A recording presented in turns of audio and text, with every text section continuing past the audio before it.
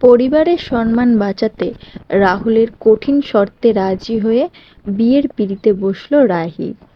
শুধু তোমারই জন্য সিরিয়ালটি দেখা যায় বিয়ের পিঁড়িতেই।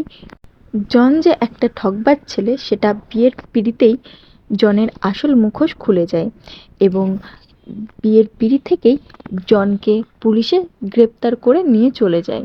বিয়ের পিঁড়িতে অপমানিত হয় রাহি। অন্যদিকে রাহুলের পরিবার স্পষ্ট জানিয়ে দেয় রাহুল কোনোদিন আমেরিকায় যেতে পারবে না।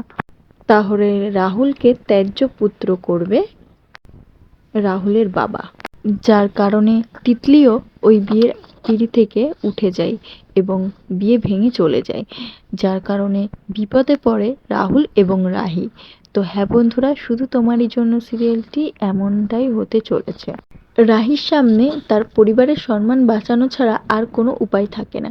তার কারণ জনের জন্য তাকে তার পরিবার অনেক অসম্মানিত বোধ করে।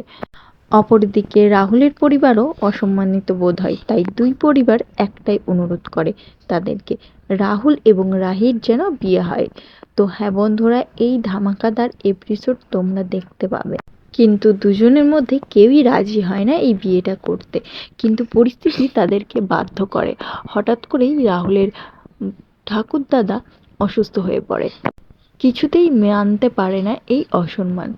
সব কিছুই পরিস্থিতির চাপে রাহুল এবং রাহি বিয়ে করতে রাজি হয়। তবে রাহুল রাহিকে শর্ত দেয় 6 মাসের চুক্তি, 6 মাস পরে তোমাকে মুক্তি করে দেবো। রাহি কিছুতে অবাক হলেও কিন্তু তার সামনে শুধু পরিবারের সম্মান বাঁচাতে সেও রাজি হয়ে যায়। রাহুল মনে মনে ভাবে যে তিতলিকে ছাড়া আমি অন্য কাউকে ভালোবাসতে পারবো না। তো হ্যাঁ বন্ধুরা, এই 6 মাসে কি দুজন দুজনকে কাছে আসতে পারবে, ভালোবাসতে পারবে? জানতে হলে আমাদের চ্যানেলটিকে সাবস্ক্রাইব করে আমাদের পাশে থাকবেন। ধন্যবাদ।